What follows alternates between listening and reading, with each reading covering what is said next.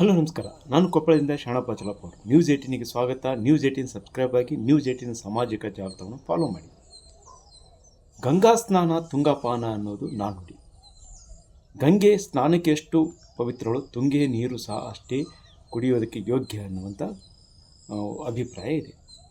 ಚಿಕ್ಕಮಗಳೂರು ಮತ್ತು ಶಿವಮೊಗ್ಗದಿಂದ ಹಾದು ಬರುವ ತುಂಗಭದ್ರಾ ನದಿ ಖನಿಜಯುಕ್ತವಾಗಿದ್ದು ಇದು ಕುಡಿಯಲು ಭಾಳ ಯೋಗ್ಯ ಅನ್ನುವಂಥ ಮಾತುಗಳು ಕೇಳಿಬರ್ತಿದ್ವು.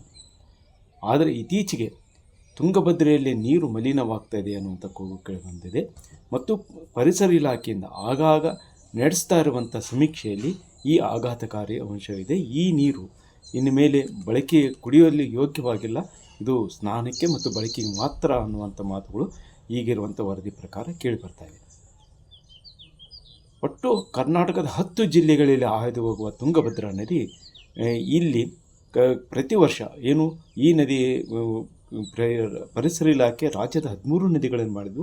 ಇಲ್ಲಿ ಹರಿಹರದಿಂದ ಹಿಡಿದು ತುಂಗಭದ್ರಾ ಡ್ಯಾಮಿನವರೆಗೂ ಸಹ ಸಮೀಕ್ಷೆ ನಡೆದಾಗ ಇಲ್ಲಿರುವ ನೀರಿನ ಗುಣಮಟ್ಟದಲ್ಲಿ ಅದು ಸಿ ಮತ್ತು ಡಿ ವರ್ಗದಲ್ಲಿ ಇದೆ. ಅದರಲ್ಲೂ ಹರಿಹರ ಭಾಗದಲ್ಲಿ ಅದು ಡಿ ವರ್ಗಕ್ಕೆ ಸೇರಿದೆ ಅನ್ನುವಂಥ ಮಾತುಗಳು ಬರ್ತವೆ. ಹಾಗಾದರೆ ಇದು ಏನು ಅಂತ ಕೇಳಿಕೊಂಡಾಗೆ ಇಲ್ಲಿರುವಂಥ ನೀರಿನಲ್ಲಿರುವಂಥ ಆಮ್ಲಜನಕ ಮತ್ತು ನೀರಿನಲ್ಲಿರುವಂಥ BOD ಅಂದರೆ ಬಯೋಕೆಮಿಕಲ್ ಆಕ್ಸಿಜನ್ನು ಜೊತೆಗೆ ಇಲ್ಲಿ ಬ್ಯಾಕ್ಟೀರಿಯಾಗಳ ಬಗ್ಗೆ ಗುಣಮಟ್ಟವನ್ನು ಪರೀಕ್ಷೆ ಮಾಡ್ತಾಯಿದ್ದಾರೆ. ಸಾಮಾನ್ಯವಾಗಿ ಆಕ್ಸಿಜನ್ 6-8% ಇರಬೇಕು ಮತ್ತು BOD ಅಂದರೆ ಬಯೋಕೆಮಿಕಲ್ ಇವು ಇದೆ, ಅದು 1-2% ಅಷ್ಟೇ ಇರಬೇಕು ಅಂತ ಪ್ರತಿ ಲೀಟ್ರಿಗೆ. ಜೊತೆಗೆ ಕುಡಿಯುವ ನೀರಿನಲ್ಲಿ ಯಾವುದೇ ಬ್ಯಾಕ್ಟೀರಿಯಾಗಳು ಇರಬಾರ್ದು ಅನ್ನುವಂಥ ಮಾತಿದೆ. ಆದರೆ ಈಗಿರುವಂಥ ಪ್ರಕಾರ ಇಲ್ಲಿ ಇವೆಲ್ಲವೂ ಹೆಚ್ಚಿದೆ. ಈಗ ಜನವರಿ, ಫೆಬ್ರವರಿ ಮತ್ತು ಮಾರ್ಚ್ ತಿಂಗಳ ವರದಿ ಪ್ರಕಾರ ಇಲ್ಲಿ ಇದು ಎಲ್ಲವನ್ನೂ ಗಣನೆಗೆ ತೆಗೆದುಕೊಂಡಾಗ ಬ್ಯಾಕ್ಟೀರಿಯಾ ಇದು 900ರಿಂದ 2400ವರೆಗೂ ಬ್ಯಾಕ್ಟೀರಿಯಾ ಅಂಶಗಳು ಇರುವೆ ಅನ್ನುವಂಥ ಮಾತುಗಳು ಕೇಳಿಬರ್ತವೆ ಒಂದು ವರದಿಯಲ್ಲಿವೆ.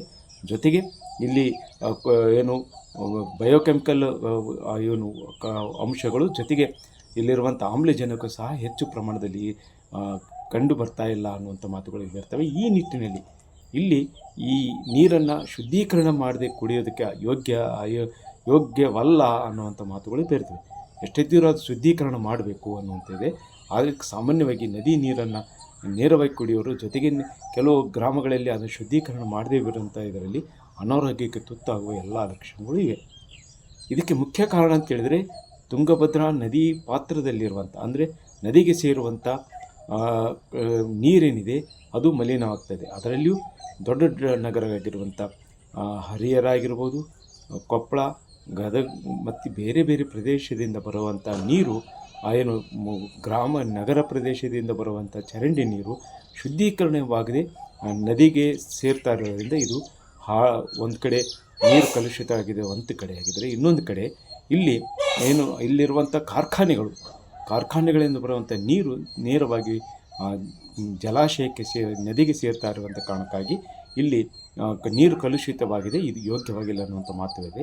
ಈ ನಿಟ್ಟಿನಲ್ಲಿ ಕೇವಲ ಅದನ್ನು ಈ ಹೇಳಿಕೆಯನ್ನು ವರದಿಯನ್ನು ಇಟ್ಕೊಳ್ಳೋದಲ್ಲೇ ಹಾಗಾಗಿ ಈ ಬಗ್ಗೆ ಕ್ರಮ ಕೈಗೊಳ್ಳಬೇಕು. ಇಲ್ಲಿರುವಂಥ ನೀರು ಶುದ್ಧೀಕರಣ ಆಗಿರ್ಬೋದು ಮತ್ತು ನದಿಗೆ ಬರುವಂಥ ನೀರನ್ನು ಶುದ್ಧ ಮಾಡಿ ಅದಕ್ಕೆ ನೀರಿಗೆ ಇವುಗಳನ್ನು ಬೂದು ನೀರನ್ನು ಪರಿವರ್ತಿಸಿ ಆಗ ನೀರನ್ನು ನದಿಗೆ ಬಿಡುವಂಥ ಕೆಲಸವನ್ನು ನಗರ ಸ್ಥಳೀಯ ಸಂಸ್ಥೆಗಳಾಗಿರ್ಬೋದು, ಜೊತೆಗೆ ಇಲ್ಲಿ ಕಾರ್ಖಾನೆಗಳು ಮಾಡಬೇಕು ಅನ್ನುವಂಥ ಮಾತಿದೆ. ಈ ಕುರಿತು ಜಿಲ್ಲಾಧಿಕಾರಿಗಳು ಸಹ ಮಾತನಾಡಿದ್ದು, ಈ ರೀತಿಯ ವರದಿ ಬಂದಾಗ ನಾವು ಆ ಮೇಲೆ ಕ್ರಮ ಕೈಗೊಳ್ತೀವಿ ಅಂತ ಹೇಳಿದರೆ, ಆದರೆ ಇದು ಪ್ರತಿ ಬಾರಿಯೂ ಇದು ಹೆಚ್ಚಾಗ್ತಾ ಇರೋದಕ್ಕೆ ಉದಾಹರಣೆಯಾಗಿ ಆಗಾಗ ತುಂಗಭದ್ರಾ ನೀರು ಹಸಿರು ಬಣ್ಣಕ್ಕೆ ತಿರುಗ್ತಾ ಇರೋದು ಇದಕ್ಕೆ ಸ್ಪಷ್ಟ ಉದಾಹರಣೆ ಆಗಿದೆ. ತುಂಗಭದ್ರಾ ನದಿಯಿಂದ ಹರಿದು ಬರ್ತಕ್ಕಂತಹ ನೀರೇನಿದೆ ಪ್ರತಿ ವರ್ಷ ಕೂಡ ಈ ಜಲಾಶಯದ ನೀರು ಹಸಿರಾಗಿ ಪರಿವರ್ತನೆ ಆಗ್ತಾ ಇದೆ. ಸೆಪ್ಟೆಂಬರಿಂದ ಹಿಡಿದು ಅಪ್ ಟು ನವಂಬರ್ವರೆಗೆ ಇದೇ ಸ್ಥಿತಿ ಇರುತ್ತೆ. ಇದಕ್ಕೆ ಮೂಲ ಕಾರಣ ಏನಂದರೆ ತುಂಗಭದ್ರಾ ನದಿ ತಟದಲ್ಲಿ ಇರತಕ್ಕಂತಹ ನಗರಗಳು ಚರಂಡಿ ನೀರನ್ನು ನೇರವಾಗಿ ನದಿಗೆ ಬಿಡ್ತಾ ಇದ್ದಾವೆ. ಅಲ್ಲಿ ಶುದ್ಧೀಕರಣ ಘಟಕಗಳಿಲ್ಲ. ಅದೇ ರೀತಿಯಲ್ಲಿ ತುಂಗಭದ್ರಾ ನದಿಯ ತಟದಲ್ಲಿರ್ತಕ್ಕಂತಹ ಹಲವಾರು ಕಾರ್ಖಾನೆಗಳು ತಮ್ಮ ತ್ಯಾಜ್ಯ ನೀರನ್ನು ಕೂಡ ನೇರವಾಗಿ ಸಂಸ್ಕರಣೆ ಮಾಡದೆ ನೇರವಾಗಿ ನದಿಗೆ ಬಿಡ್ತಾ ಇರೋದ್ರಿಂದ ಕೂಡ ನೀರು ಕಲುಷಿತ ಆಗ್ತಿದೆ. ಮುಖ್ಯವಾಗಿ ಎರಡೂ ನಗರ ಘಟಕಗಳಾಗಲಿ ಅಂದರೆ ನಗರಸಭೆಗಳಾಗಲಿ ಅಥವಾ ಕಾರ್ಖಾನೆಗಳಾಗಲಿ ಇವು ಶುದ್ಧೀಕರಣ ಘಟಕಗಳನ್ನು ಸ್ಥಾಪನೆ ಮಾಡಿ ನೀರನ್ನು ಶುದ್ಧೀಕರಿಸಿ ನದಿಗೆ ಬಿಟ್ಟರೆ ಮಾತ್ರ ನೀರು ನೇರವಾಗಿ ಶುದ್ಧೀಕರಣಗೊಂಡು ನಮ್ಮ ಜಲಾಶಯಕ್ಕೆ ಬರುತ್ತೆ. ಇದರಿಂದ ನೀರು ಅಸ್ತೀಕರಣ ಆಗೋದು ತಪ್ಪುತ್ತೆ ಅಂತಕ್ಕಂಥದ್ದು. ನೋಡಿ, ಕೊಪ್ಪಳ ಎಂಥ ಅಪಾಯದಲ್ಲಿದೆ ಅಂದರೆ ಸಾಮರ್ಥ್ಯಕ್ಕೂ ಮೀರಿ ಫ್ಯಾಕ್ಟ್ರಿಗಳು ಬಂದಿದ್ದಾವೆ. ಯಾಕೆ ಬಂದವು ಅಂತಂದರೆ ಇಲ್ಲಿ ಹಿನ್ನೀರು ಜಾಸ್ತಿ ಇದೆ, ಸಮೃದ್ಧಿಯಾದ ಹೊಲಗಳಿದ್ದಾವೆ, ಜನ ಕೊಟ್ಟರು, ಫ್ಯಾಕ್ಟ್ರಿ ಕಟ್ಟಿದ್ರು. ಆ ಫ್ಯಾಕ್ಟ್ರಿ ಎಲ್ಲ ಫ್ಯಾಕ್ಟ್ರಿಗೆ ಇಂತಿಷ್ಟು TMC ನೀರು ಅಂತ ಕೊಡ್ತಾರೆ. ಆ TMC ನೀರನ್ನು ಉಪಯೋಗಿಸ್ಕೊಂಡು ಅದನ್ನು ಎಲ್ಲಿ ಒಂದು ಸುಪರ್ದಿಗೆ ಬಿಡಬೇಕಾದಂಥ ವಾತಾವರಣ ಇಲ್ಲ. ಆ ನೀರು ಫ್ಯಾಕ್ಟ್ರಿಯಿಂದ ಬರ್ತಕ್ಕಂಥದ್ದು ಸೀದಾ ತುಂಗಭದ್ರಾ ಒಡಲು ಸೇರ್ತಾಯಿದೆ. ಹಿನ್ನೀರಲ್ಲಿ ನೀವು ನೋಡಿದ್ರೆ ಅಚ್ಚಿಗೆ ಕಾಣಿಸ್ತದೆ. ಒಂದು ಸ್ವಲ್ಪ ಟೈಮಿದೆ, ಒಂದು ವರ್ಷದ ಕೆಲವು ವರ್ಷ ಹಿಂದೆ ಮೀನುಗಳು ಸಾವಾಗಿದ್ದು ಅಂಥ ಒಂದು ಘಟನೆಗಳು ಬಂದಿದೆ. ನಿಜವಾಗ್ಲೂ ಕುಡಿಯೋಕ್ಕೂ ಯೋಗ್ಯ, ವ್ಯವಸಾಯಕ್ಕೂ ಯೋಗ್ಯ ಇಲ್ಲ. ಅಂಥ ಒಂದು ಪರಿಸ್ಥಿತಿ ಇವತ್ತು ನಿರ್ಮಾಣ ಆಗಿದೆ. ಇವೆಲ್ಲ ಯಾಕೆ ಸರ್ಕಾರ ತೆಗೆದುಕೊಳ್ತಾ ಇಲ್ಲ ಕ್ರಮ? ಈ ಜಿಲ್ಲಾಡಳಿತ ಯಾಕೆ ಕ್ರಮ ತೆಗೆದುಕೊಳ್ತಾ ಇಲ್ಲ? ಜನಪ್ರತಿನಿಧಿಗಳು ಯಾಕೆ ಇದ್ರ ಬಗ್ಗೆ ಕ್ರಮ ವಹಿಸ್ಕೊಳ್ತಾ ಇಲ್ಲ? ಯಾಕಂದರೆ ಇವತ್ತು ಒಂದು ಕೆರೆಯನ್ನು ನಾವು ಕಾಪಾಡಬೇಕಾದ್ರೆ ಎಷ್ಟು ಜವಾಬ್ದಾರಿ ಇರ್ತದೋ ತುಂಗಭದ್ರಾ ಒಡಲು ಕಾಪಾಡಬೇಕಾದ್ರೆ ಇವತ್ತು ಅಷ್ಟೇ ಇದೆ. ಇವತ್ತು ನೋಡಿ 130 TMS ನಿಲ್ತಕ್ಕಂಥ ಈ ಒಂದು ಹಿನ್ನೀರು ಇವತ್ತು 30 ಕಡಿಮೆ ಆಗ್ತಾಯಿದೆ. ಇವತ್ತು ಸರ್ಕಾರ ಇಂಟ್ರೆಸ್ಟ್ ತೊಗೊಂಡು ಹೂಳೆತ್ತಕ್ಕಂಥ ಕೆಲಸ ಮಾಡಿದರೆ ಇನ್ನೂ ಜಾಸ್ತಿ ನೀರು ನಿಲ್ಲಬೇಕಾಗಿತ್ತು. ಬಟ್ ಆ ಕೆಲಸ ಆಗ್ತಾ ಇಲ್ಲ. ಯಾಕೆ ಇಷ್ಟೊಂದು ನಿರ್ಲಕ್ಷ್ಯ? ಇವತ್ತು ಹಸಿರಾಗಿದ್ದಕ್ಕೆ ಕಾರಣ ಸುತ್ತಲಿರ್ತಕ್ಕಂಥ ಈ ಫ್ಯಾಕ್ಟ್ರಿಗಳಂತಕ್ಕಂಥದ್ದನ್ನು ನೇರವಾಗಿ ನಾನು ಹೇಳೋಕ್ಕೆ ಬಯಸ್ತೀನಿ. ನೋಡಿ, ಈಗ ನಮ್ಮಲ್ಲಿ ಮಲ್ಟಿ ವಿಲೇಜ್ ಸ್ಕೀಮ್ ಇರೋದು, ಬಹುಗ್ರಾಮ ಕುಡಿಯೋ ನೀರು. ಅದರಲ್ಲಿ ಜಾಕ್ವೆಲ್ಲಲ್ಲಿ ನೀರು ತೊಗೊಳ್ತಾರೆ. ಜಾಕ್ವೆಲ್ನಿಂದ WTPಗೆ ಬರುತ್ತೆ. WTPಯಲ್ಲಿ ಟ್ರೀಟ್ ಆಗಿ ಆಯಾ ವಿಲೇಜ್ಗಳಿಗೆ ಬಲ್ಕ್ ವಾಟರ್ ಸಪ್ಲೈ ಆಗ್ತದೆ. ಈಗಾಗಲೇ ಜಿಲ್ಲಾ ಪಂಚಾಯಿತಿಯಲ್ಲಿ ಟೆಸ್ಟ್ ಮಾಡ್ತಾರೆ, ನಿರಂತರ ಪ್ರಕ್ರಿಯೆ. ಅವರು 3 ರೀತಿ ಟೆಸ್ಟ್ಗಳನ್ನು ಮಾಡ್ತಾರೆ. ಒಂದು ಫೀಲ್ಡ್ ಟೆಸ್ಟ್ ಕಿಟ್ ಅಂತ ಹಳ್ಳಿಗಳಲ್ಲಿ ಮಾಡುವಂಥದ್ದು.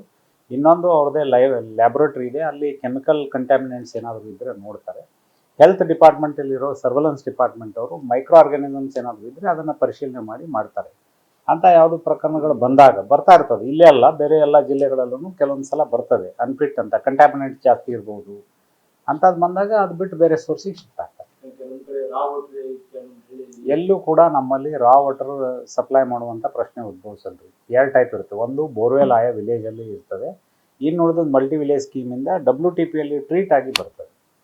ಸೊ ಅಲ್ಲಿ ಕ್ಲೋರಿನೇಷನ್ ಆಗಿ ಬರ್ತದೆ. ಈ ನಿಟ್ಟಿನಲ್ಲಿ ಏನು ಎಲ್ಲ ಜಿಲ್ಲಾಡಳಿತಗಳು ಕ್ರಮ ಕೈಗೊಳ್ಳಬೇಕು ಮತ್ತು ರಾಜ್ಯ ಸರ್ಕಾರವು ಸಹ ಇದನ್ನು ಗಂಭೀರವಾಗಿ ತೆಗೆದುಕೊಳ್ಬೇಕು ಅನ್ನುವಂಥ ಮಾತುಗಳು ಕೇಳಿಬರ್ತವೆ.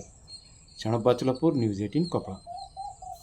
ನಿರ್ಭೀತ, ನಿಷ್ಪಕ್ಷಪಾತ, ವಿಶ್ವಾಸಾರ್ಹ ಸುದ್ದಿಗಳಿಗೆ ಮತ್ತೊಂದು ಹೆಸರಾಗಿರುವ ನ್ಯೂಸ್ 18 ಕನ್ನಡ ಈಗ ಆಪ್ನಲ್ಲೂ ಲಭ್ಯವಿದೆ. ದಯವಿಟ್ಟು ಇಲ್ಲಿರುವ QR ಕೋಡ್ ಅನ್ನು ಸ್ಕ್ಯಾನ್ ಮಾಡಿಕೊಂಡು ಆಪ್ ಡೌನ್ಲೋಡ್ ಮಾಡೋದಕ್ಕೆ ಮರಿಬೇಡಿ. ನಿಮ್ಮ ಬೆಂಬಲ ಹೀಗೆ ಸದಾ ನಮ್ಮೊಂದಿಗಿರಲಿ. ಧನ್ಯವಾದ.